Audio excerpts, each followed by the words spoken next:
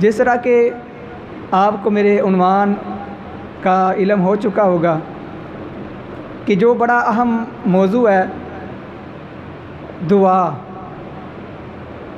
अक्सर हम साथी दुआ तो करते हैं लेकिन उसकी शराइत या जिस तरह मांगने का तरीका है उस तरह हम मांगते नहीं। फिर हम अल्लाह के शिकवे गिले कि अल्लाह हमारी कबूल नहीं करता, अल्लाह हमारी मानता नहीं, तो फिर अल्लाह के शिकवे करते हैं। पहले अपने आप को देखते नहीं कि हमने हलाल खाया, क्या हमने अल्लाह से मांगते वक्त क्या चीज़ मांगी, हराम तो नहीं मांगी। तो जब हमें इल्म ही नहीं, हमें पता ही नहीं दुआ मांगनी कैसे, किससे मांगनी है, तो फिर अल्लाह के शिकवे और गिले ये बिल्कुल गलत है। तो आइए सबसे पहले कुरान मजीद ने तो ऐलान किया है कि मांगना है तो अल्लाह से मांगना है।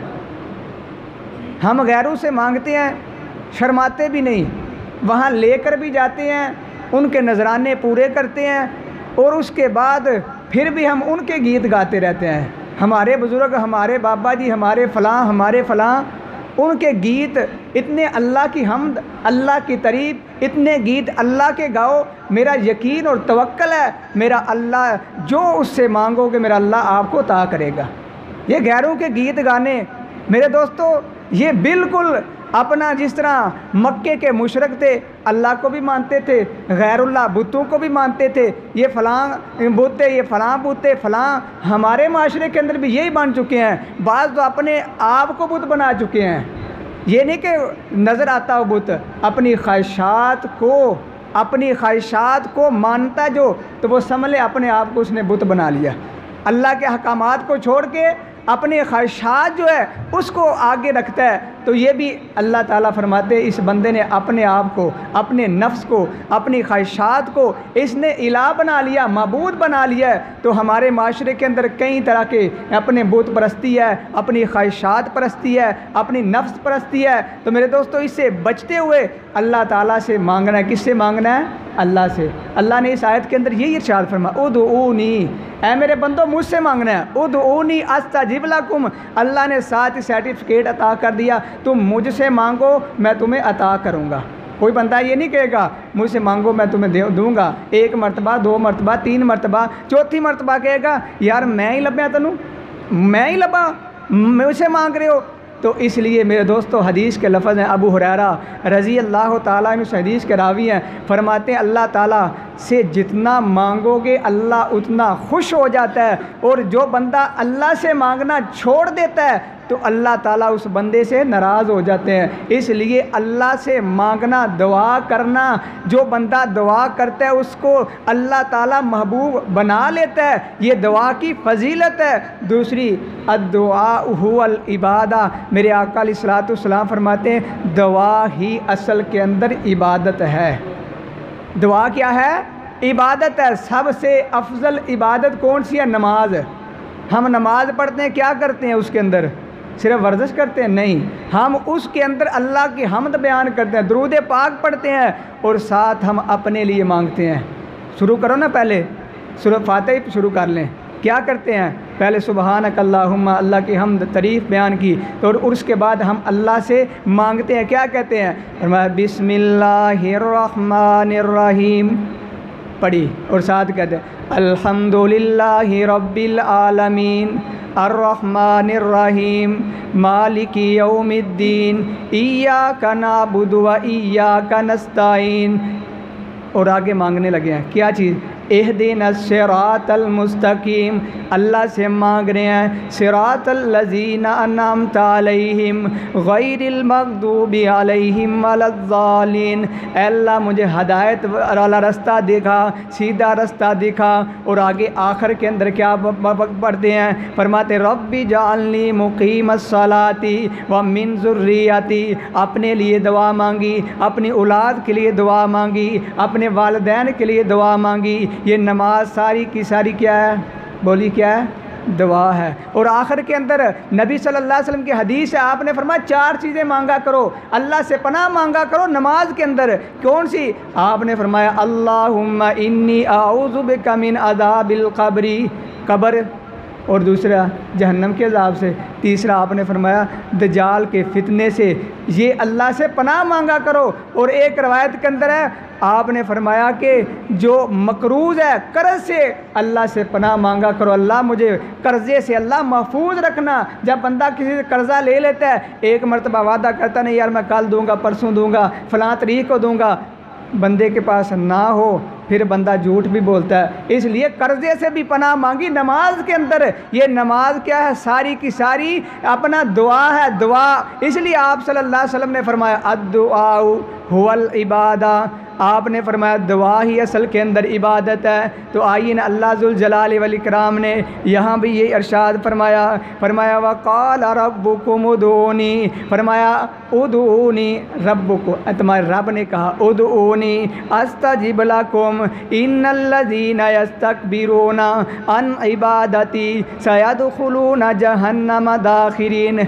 अल्लाह ताला फरमाते हैं बेशक वो लोग यस्तकबिरूना अन इबादती, जो बंदे मेरी इबादत से इराज़ करते हैं, यस्तकबिरूना तकब्बर करते हैं इबादती, मेरी इबादत से। पहले अल्लाह ने दुआ का तज़किरा किया, साथ ही फरमाया इबादत से जो तकब्बर करता है, जो अल्लाह से नहीं मांगता, तो वो समझ ले तकब्बर है उसके अंदर गरूर है। इसलिए अल्लाह के कुरान ने क्या फरमाया, आगे फरमाया अन इबादती सयदखुलूना जहन्नम दाखिरीन, जो अल्लाह से मांगने से दूर रहता है, दुआ नहीं मांगता, अल्लाह की इबादत नहीं करता, अल्लाह फरमाते हैं हम अनकरीब उसे जहन्नम के अंदर फेंक देंगे। किसके अंदर फेंक देंगे? जहन्नम के अंदर। जिस बंदे के अंदर तकब्बर है, अल्लाह से नहीं मांगता, अल्लाह की इबादत नहीं करता। इस तरह समझिए कोई बंदा अल्लाह से ना मांगे, वो ज़बान हाल से कहता है अल्लाह मुझे तेरी कोई ज़रूरत नहीं। अल्लाह फरमाते क़यामत वाला दिन आने वाला है जब कोई तेरा साथ नहीं देगा, तेरा पास जो पैसे हैं वो भी ख़त्म हो जाएंगे। उस वक़्त मैं तुझे पूछूंगा अब ज़रूरत है कि नहीं। उस वक़्त तू कहेगा अल्लाह मुझसे गलती हो गई, ऐ अल्लाह मुझे दोबारा दुनिया के अंदर भेज, मैं आइंदा ऐसा काम नहीं करूँगा। अल्लाह फरमाएगा अब नहीं, अब वक़्त गुज़र गया, अब इम्तिहान हो चुका है, अब रिज़ल्ट मिल चुका है, अब जिसने फ़ेल होना है फ़ेल है, जो पास है पास है। अब मौत को भी छुरी चला दी जाएगी। अल्लाह अकबर कबीरा। तो यहाँ अल्लाह ताला फरमाते हैं जो अल्लाह से नहीं मांगता, अल्लाह ताला उस बंदे को कहाँ फेंकेगा? जहन्नम के अंदर। आज हम अल्लाह को छोड़ के गैरों के दर के ऊपर मांगना, अल्लाह को छोड़ के गैरों के दर के ऊपर अपना पैसे माल दौलत और इस तरह हमने बड़ा कुछ किया लेकिन अल्लाह के लिए कुछ नहीं किया। तो आइए दूसरा मुकाम अल्लाह ताला क्या फरमाते हैं, फरमाया व इज़ा सअलका इबादी अन्नी फ़इन्नी करीब उजीबु दावतद दाई इज़ा दान। अल्लाह ताला फरमाते हैं ऐ मेरे प्यारे पैगम्बर सल्लल्लाहु अलैहि वसल्लम, ये आपसे सवाल करते हैं किस चीज़ के बारे में? फ़इज़ा सअलका इबादी अन्नी फ़इन्नी करीब, मेरा अल्लाह कितना कोई करीब है। बंदा सवाल तो करता है ना, मैं अल्लाह से को पुकार रहा हूँ, अल्लाह कहाँ है, मेरी सुनता भी है कि नहीं? ऐ अल्लाह कितना कोई करीब है। ऐ अल्लाह गुजरात के अंदर फ़लाँ जगह के ऊपर करीब है, फ़लाँ जगह नहीं। अल्लाह पर का क्या फरमाते हैं? व इज़ा सअलका इबादी अन्नी फ़इन्नी करीब उजीबु दावतद दाई इज़ा दान। जब मेरा बंदा मुझे पुकारता है तो उस वक़्त उसकी पुकार मैं सुनता हूँ। इतना को अल्लाह करीब है। अल्लाह फरमाते हैं व नहनु अक़रबु इलैहि मिन हब्लिल वरीद, मैं तो आपकी शारग से भी करीब हूँ। अभी आपके दिल के अंदर बात आई नहीं, अल्लाह पाक फरमाते हैं मुझे पहले पता चल जाता है मेरे बंदे को फ़लाँ मसला बन गया है, फ़लाँ मेरे बंदे ने जो है उसने अपना परेशानी आई है, मुझे फ़लाँ चीज़ मांगनी है। अल्लाह फरमाते व नहनु अक़रबु इलैहि मिन हब्लिल वरीद, मैं अपने बंदे की शारग से भी करीब हूँ। ये अल्लाह करीब, इतना करीब है। फिर हम अल्लाह को छोड़ के गैरों के दर के ऊपर जाएं तो मेरे दोस्तों ये हमारा आप अपने ऊपर जुल्म कर रहे हैं, अपनी जान के ऊपर भी जुल्म। हम फ़लाँ जगह के ऊपर गए, वहाँ किराया लगा के जाना है, पैसे दे के जाना है। पिछले दिन मैंने इश्तिहार देख रहा था, फ़लाँ लिखा था 1500 रुपया किराया, हम पाक पतन जाएंगे, सुल्तान बाहू जाएंगे, फ़लाँ जगह जाएंगे, फ़लाँ जगह के ऊपर जाएंगे। लेकिन कुर्बान जाऊं अल्लाह ताला को मिलने का किराया भी नहीं। अल्लाह ताला क्या फरमाते हैं, एक पंजाबी शायर अपनी ज़बान के अंदर क्या कहता है मनो मिलन दा लगदा कराया नहीं, मैं कोई दूर महल बनाया नहीं। अल्लाह करीम फरमाते ओ मैं मुझे मिलना है ना, मुझे कराया नहीं, सीधा घर के अंदर जहाँ परेशानी आई है वहाँ ही बैठ जो, वहाँ 2 रकते नमाज तुम पढ़ो और हाथ उठा के 1 मरतबा सूरत फातिहा पढ़ो और इस तरह 1 मरतबा दरूद पाक पढ़ के मुझसे मांगो, मैं तुम्हें अता कर दूँगा। तो शायर क्या कहता है, मनो मिलन दा लगदा कराया नहीं, मैं कोई दूर महल बनाया नहीं, जो कोई चौकीदार बैठाया नहीं, पढ़ो ला इलाहा इल्लल्लाह।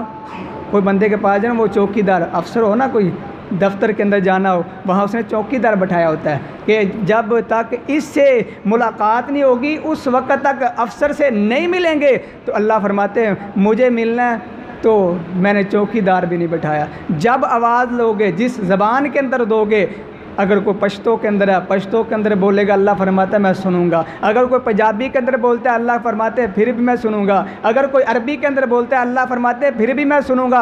एक वक्त सारे बोलें, अल्लाह फरमाते हैं फिर भी सुनने वाली ज़ात कौन है, अल्लाह की, क्योंकि सारी ज़बानें बनाई किसने है, अल्लाह ताला ने। तो आइए मेरे दोस्तों, अल्लाह ताला ऐसी ज़ात है जिसे ना ऊँग आती है ना नींद आती है। क्या? ना नींद आती है ना ऊँग आती है। एक दिन हज़रत मूसा अलैहिस्सलाम अल्लाह से क्या कहते हैं, क्योंकि अल्लाह करीम कुरान के अंदर फरमाते हैं ला ताख़ुज़ुहु सीनतुन वला नौम। अल्लाह ताला की ज़ात तो वो है जिसे ना नींद आती है ना ऊँग आती है। तो मूसा अलैहिस्सलाम अल्लाह से कहने लगे अल्लाह तू सोता नहीं? अल्लाह से कहते अल्लाह तुझे नींद नहीं आती?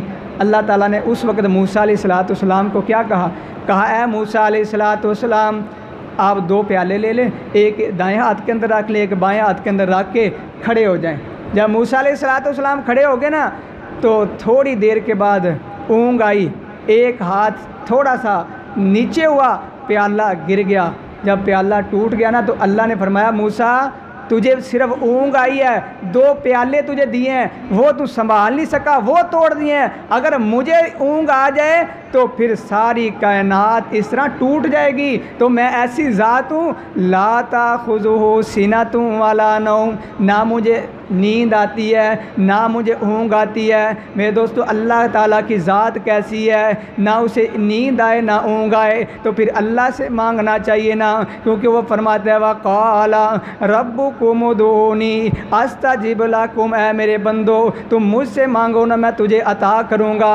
अल्लाह ताला तो इतनी दूर से आवाज़ सुनने वाला है। हदीस के लफ्ज़ है, नबी सल्लल्लाहु अलैहि वसल्लम फरमाते हैं एक चूंटी ज़मीन के तह के अंदर है, पत्थर के अंदर है, और वो पत्थर के अंदर उसे रोज़ी पहुँचाने वाली ज़ात अल्लाह ताला की है, और देखने वाली काला पत्थर है, काले पहाड़ हैं, उसके अंदर काला पत्थर है, चूंटी वहाँ चलती है, देखने वाली ज़ात अल्लाह ताला की है, और इस तरह सुनने वाली ज़ात, उसके चलने की आवाज़ वो भी अल्लाह सुनता है। कौन सुनने वाला है?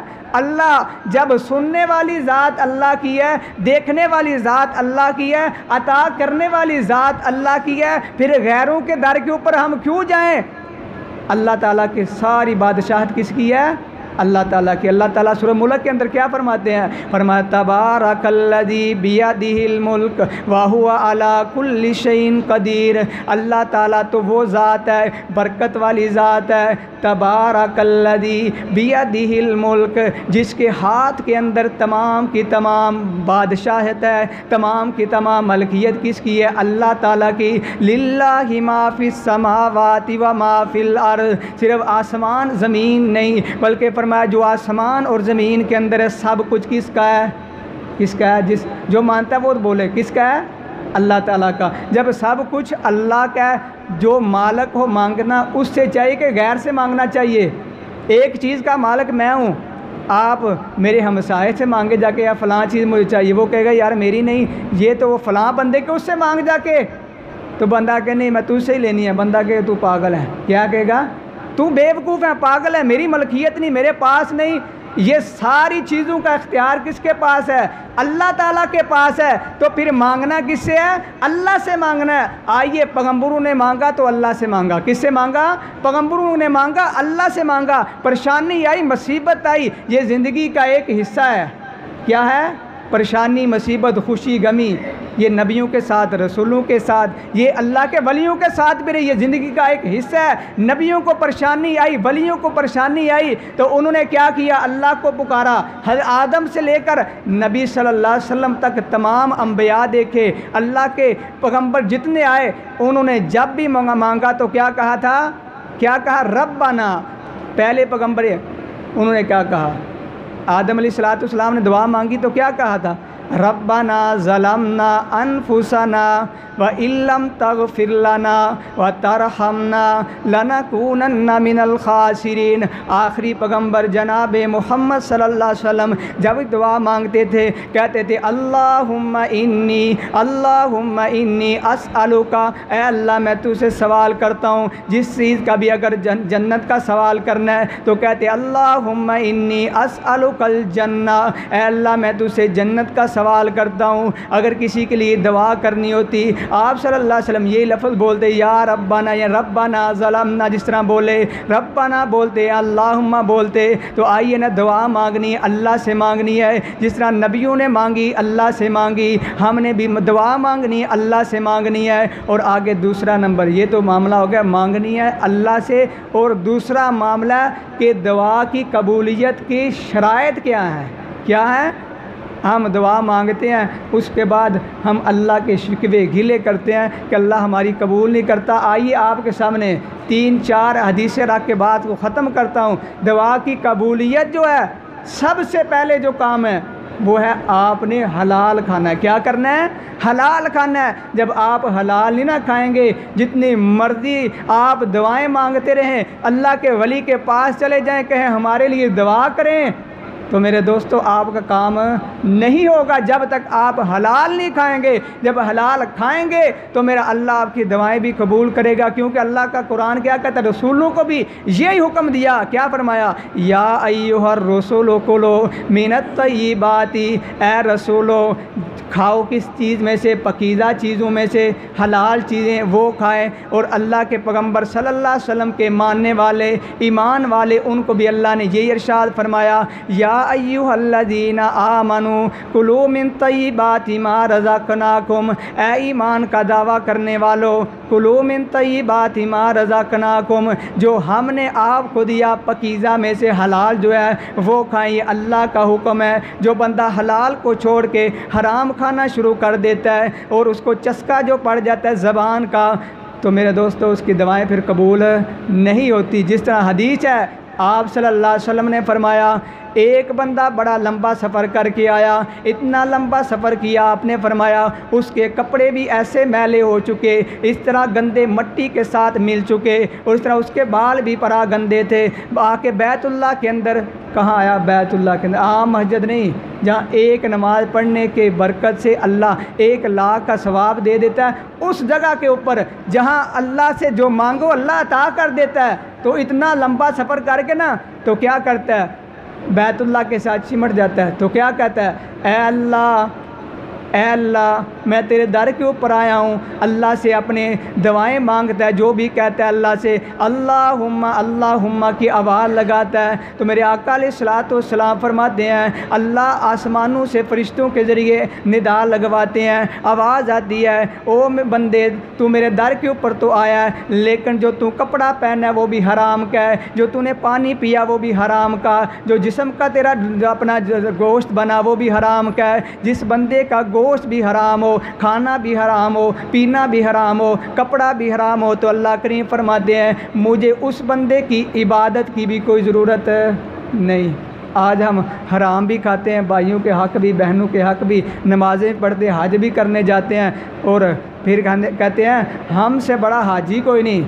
बहनों के हक़ खाने के बाद, हमसायों के हक़ खाने के बाद, भाइयों के हक़ खाने के बाद, और अगर कोई मुलाज़म रखा है, मुलाज़म की तनख्वाह से पैसे कम करके ना उसे कम देना, अपने पास रखना और उससे इकट्ठे कर करके हज करना, तो कहना मुझसे बड़ा हाजी कोई नहीं। मेरे दोस्तों, ऐसे हज की, ऐसे नमाज की, ऐसी ज़कात की अल्लाह को कोई ज़रूरत नहीं। अल्लाह करीम फरमाते तेरी जो तूने मुझे पुकारा, आवाज़ लगाई, ये दुआ तेरी कबूल नहीं होगी।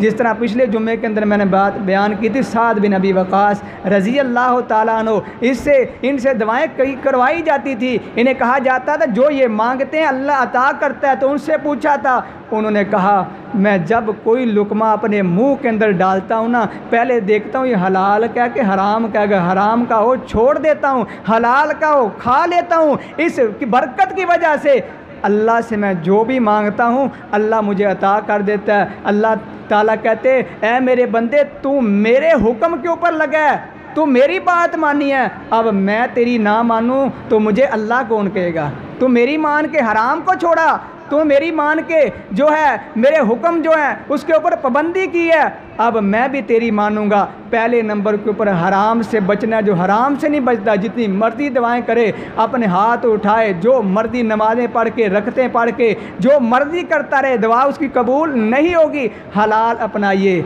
अपने घरों के अंदर जाके देखिए, हमारे घर के अंदर कोई हराम लुकमा तो नहीं आ रहा, किसी का हक तो नहीं खा रहे। अगर एक लुकमा भी जा रहा है उस लुकमे को निकाल दीजिए। एक लुकमा जा रहा है और उसकी वजह से कई लुकमे आपके ज़ाया हो रहे हैं। तो इसलिए हलाल पहले नंबर के ऊपर। दूसरे नंबर के ऊपर दुआ की कबूलियत की शराइत में से इखलास होना चाहिए। बंदा मुखलस हो, इखलास के साथ दुआ मांगे, यकीन कामल के साथ दुआ मांगे। जब तक बंदे का यकीन ही ना, हदीस के लफ्ज़ हैं, अल्लाह ताला उस बंदे की दुआ कबूल नहीं करता। यकीन कामल के साथ कि मैं अल्लाह से मांग रहा हूँ, अल्लाह मुझे देगा। मैंने पहले भी एक दो दफ़ा बात बयान किया, हमारे असलाफ जो अल्लाह से जब मांगते थे ना, वो कहते अल्लाह हमने तुझसे लेना है, अल्लाह तुझसे लेना है, ले के जाना है, वरना हम अल्लाह कहीं जाएंगे नहीं, तेरे अलावा हमारा कोई दर नहीं, अल्लाह चौकट ही नहीं। अल्लाह तेरे दर के ऊपर आए हैं, तेरी दर के ऊपर हमारी जान जाती है, चली जाए, लेकिन ए अल्लाह हम गैरों के दर के ऊपर नहीं जाएंगे। वो लेकर अल्लाह से वापस आते थे। आइए एक वाक़या सुना के अपनी बात को ख़त्म करता हूँ। मैंने वाक़या ये सुना था, गालबन एक बड़े वाइज़ हैं अब्दुल हन्नान सिद्दीकी, उन्होंने ये बात बयान की। वो कहते हैं मैं एक मरतबा सिंध के अंदर गया, सिंध के अंदर तकरीर करने जब गया ना, वहाँ वडेरों का राज है। जिस तरह यहाँ चौधरी साहब हैं, फ़लाँ साहब हैं, वहाँ उनका एक असूल कानून है कि फ़लाँ वडेरा हमारा, हमने उसकी बात माननी है। कहते हैं तकरीर करने के बाद मैं वहाँ जाके खाना था, जब बैठा वहाँ तो उन्होंने थोड़े से पकोड़े लेकर आए, खुद साथ बैठे, खाना शुरू किया, मैं भी खाने शुरू किया। जब खाने के बाद ना मैंने पूछा उस वडेरे से, बड़ा अमीर था, तो मैंने पूछा आपके बारे में लोग कहते हैं, क्या कहते हैं कि ये जुल्म बड़े करते हैं, ये जालिम है, ये अपना शराबें पीने वाले हैं, तो क्या वाकई ऐसी बात है? तो वो रोने लगा, कहने लगा कारी साहब हमारे घर के अंदर देखिए, हमारे घर के अंदर बाज़ ऐसे भी दुनियादार होते हैं जो अल्लाह के वली होते हैं, हम समझते ये दुनियादार है, इसे क्या पता है। तो वो कहता है हमारे घर के अंदर देख लिए 24 घंटे हमारे घर के अंदर कुरान की तिलावत होती है। ये नहीं कि रिकॉर्डिंग, हम समझते वो रिकॉर्डिंग लगा देगा तो वो सुन लेगा, उन्हें कि ऐसी बात नहीं, हम अपने अफराद घर के वो कुरान की तिलावत करते हैं। उन्होंने कहा कैसे, ये मुमकिन तो नहीं, 24 घंटे। उन्होंने कहा हमारे घर के अंदर खाना पके या ना पके, लेकिन कुरान की तिलावत बंद नहीं होती, 24 घंटे होती है। उन्होंने कहा वो कैसे होती है? उन्होंने कहा कि हमने 2-2 घंटे ड्यूटी लगाई है, 2 घंटे बड़े तिलावत करेंगे, 2 घंटे छोटे करेंगे, 2 घंटे औरतें करेंगे, 2 घंटे अपना मर्द करेंगे, 2 घंटे गाड़ी का ड्राइवर करेगा, 2 घंटे जो है बाग का माली करेगा। हमने ये तकसीब किया है। तो बड़े हैरान हुए, कहते मैं हैरान हुआ ये दुनियादार होके ऐसा काम कर रहा है, अल्लाह इस घर के अंदर बरकत क्यों ना नाजल करे। तो वो कहते हैं मैं अपनी बात बयान करता हूँ कि मैं बड़ा शराब पीने वाला, सूर का गोश्त खाने वाला था, लेकिन जब अल्लाह से यानी तौबा की उसके बाद मैंने कोई ऐसा काम नहीं किया। वो कहते हैं मैं एक मरतबा जब मेरी शादी होगी, 3 मेरी बच्चियाँ थी, 3 बच्चियाँ, और चौथा मेरा बच्चा पैदा हुआ जब, तो मैंने उसका नाम मोहम्मद रख दिया। यानी क्योंकि मैं हमारा ख़ानदान थोड़ा सा दीन के साथ था, लेकिन मैं नहीं था, मैं शराबें पीने वाला, बुरे काम करने वाला था। कहते हैं कि मैंने उसका नाम जब मोहम्मद रखा, साल का हुआ बोलता नहीं, 2 साल का हुआ नहीं बोला, 3 साल का हो गया लेकिन बोलने की काबिलियत नहीं, अल्लाह ने ताकत नहीं दी। जब कहते 3 साल का हुआ, पैसे मेरे पास बड़े, मैंने कहा भाई इसका इलाज करवाना है। इलाज करवाते करवाते 8 साल का हो गया लेकिन उसके अंदर बोलने की ताकत नहीं, क्योंकि अल्लाह ने ताकत रखी नहीं थी। डॉक्टरों के पास गए, तबीबों के पास गए, हकीमों के पास गए, लेकिन फिर भी ना बोला। 8 साल के बाद एक दिन ऐसा आया हमारे घर के अंदर, कहते हैं गालबन तबलीगी जमात वाले आए थे, हमने खाना उन्हें देना था। तो जब मैंने बच्चे से कहा गिलास लेकर आओ, गिलास लेकर आया ना, तो वो नहीं बोल सकता था, उसने इशारे के साथ किया। तो वो कहते हैं ये किसका बच्चा है? कहा ये मेरा बेटा है। उन्होंने क्या मसला है? उन्होंने कहा ये बोल नहीं सकता, इसके अंदर ताकत नहीं बोलने की। कहा अच्छा इस तरह करो, फ़लाँ डॉक्टर के पास ले जाओ। कहते मैंने कहा मैं बड़े डॉक्टरों के पास, हकीमों के पास, तबीबों के पास गया हूँ, इसका इलाज ही नहीं। अल्लाह की रहमत से मायूस नहीं होना चाहिए। वो बिल्कुल मायूस हो चुका था। कहता है मैंने उस वक्त मैंने घर आया बीवी के पास, बीवी को पता चला, बीवी ने अपना जो है ना अपना जेवर उतार के मेरे मुंह के ऊपर फेंका। उसने कहा ये पैसे लो, जाके मेरे बेटे का इलाज करवाओ। माँ तो अपने बेटे के लिए जान देने के लिए तैयार हो जाती है। ये सोना क्या है, सोने तो फिर बन जाएंगे लेकिन औलाद नहीं मिलेगी। जब चौथा बेटा मेरा, वो मुझे अम्मा नहीं कह सकता, मामा नहीं कह सकता, आपको पापा नहीं कह सकता, अब्बू नहीं कह सकता, हमें क्या फ़ायदा ऐसे माल का, ऐसी दौलत का। कहते मुझे गुस्सा तो बड़ा आया।